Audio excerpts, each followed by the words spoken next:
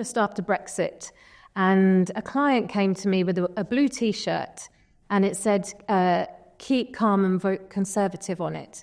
And he wanted me to wear the T-shirt whilst wearing a strap-on and penetrating him from behind. My name is Elizabeth G. I'm an author, podcaster, activist, and former sex worker.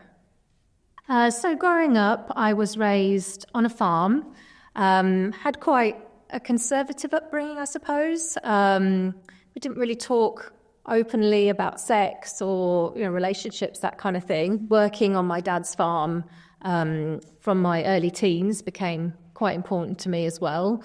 It really installed into me a strong work ethic from an early age, and how hard my dad worked. So I travelled to Australia shortly after I graduated from university with a BA in business and marketing. And when I graduated, I was adamant. I didn't want to go straight into the corporate world. So I decided to spread my wings. It was whilst I was in Sydney that I came across an opportunity to work in an erotic massage parlour. And I just grabbed the opportunity. When I was working at the erotic massage parlour, I suppose the job description was massage therapist, but obviously it wasn't your regular massage therapist. It would have been more of an erotic massage therapist, which was basically naked massages with a happy ending.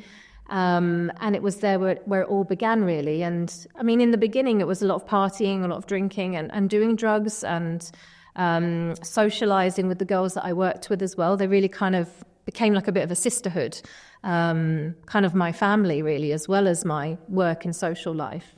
I returned to the UK from Australia when I was 29 years old, and I went straight into doing my master's, to do my master's in acting.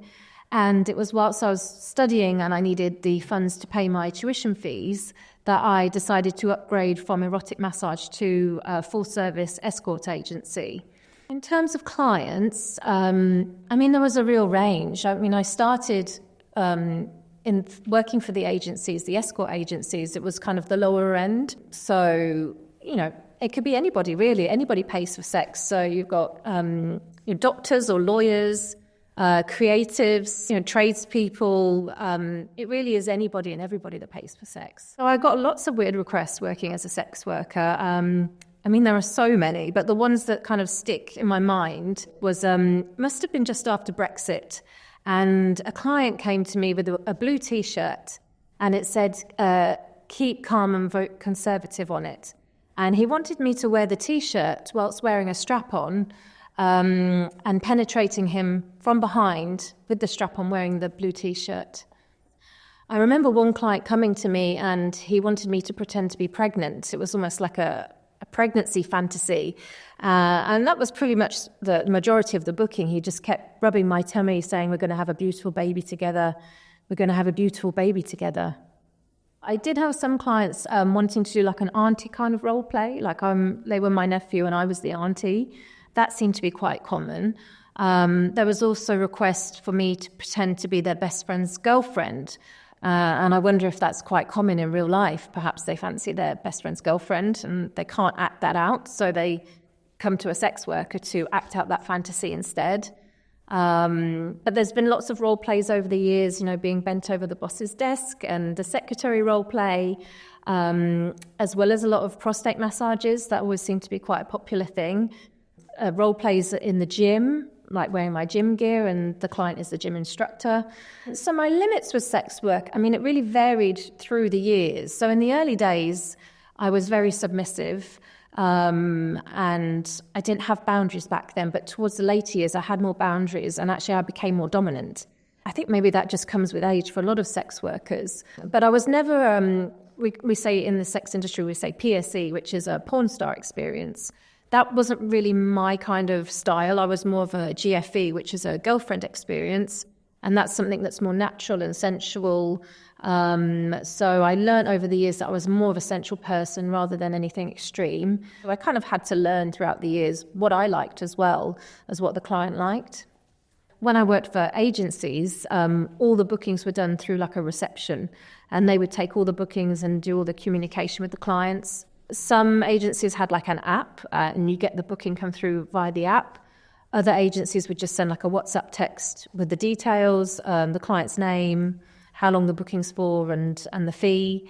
So at the height of it, I could have been earning anything between £2,000 or £3,000 a day, which is a lot, but also considering that it's a very unpredictable industry. So 1 week you can be earning thousands of pounds, and another week it's like tumbleweed. So I had to learn to really nest away my finances when times were good, because I learned to understand that there would be a quiet period as well. So I was never taken on extravagant trips with clients, unfortunately. I think that's maybe the perception of sex work. It's not as glamorous as people think. It's not about getting, designer shoes or designer clothes as gifts all the time. The reality is very different. So sex work didn't actually always involve having sex with clients, which might surprise a lot of people, but some clients just wanted to talk to somebody. They just wanted to feel heard, to feel held. They like feeling like there's someone giving them a bit of attention where they might not be getting attention elsewhere. So a lot of it was actually just talking to people or just going out for dinner. Wasn't always the physical side. It was more so a form of therapy for clients as well. So in the 20 years I worked as a sex worker, there was just one hairy moment, was when myself and actually a colleague went to a booking, and it was these 3 men. They looked so high. It's like they hadn't slept for 2 or 3 days. When I was with one of the clients, I saw just out the corner of my eye, they had 2 massive machetes next to him. And when I had the opportunity, I went and told my colleague, and she confronted him about it and said, "Why do you have 2 machetes?" And he just said, "For protection." So I think they must have been drug dealers, but they didn't threaten us with them. But it was one of those moments that was very uncomfortable and not a situation I would want to be in again. So the negatives with sex work for me, I think allowing clients to pursue my heart, which happened quite a lot. I think the appeal with dating a client would mean that I wouldn't have the anxiety of worrying about telling a prospective partner about my job and face abuse and shame. So sometimes I would date clients and it ended in disaster every single time, because then I'd find they'd go and book somebody else behind my back, or it just didn't work. So that was the main downfall for me with the job, was allowing clients to pursue my heart and get into these toxic relationships, which never ever worked. So being a sex worker, there is a lot of stigma around the profession, a lot of prejudice.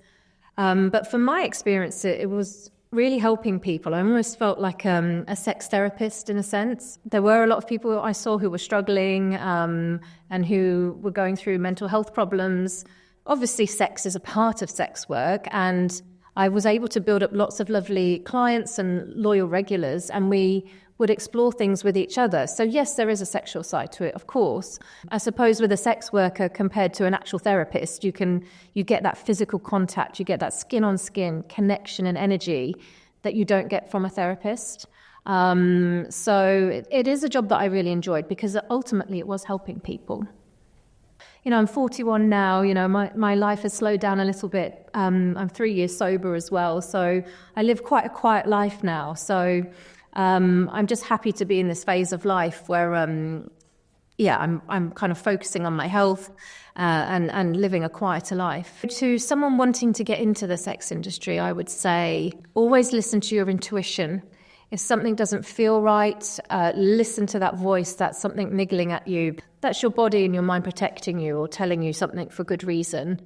Some people are squeamish about sex, I think, because they're not comfortable with themselves. I think if you're a person who's comfortable with yourself and you understand yourself, then I think you will be more understanding when it comes to sex.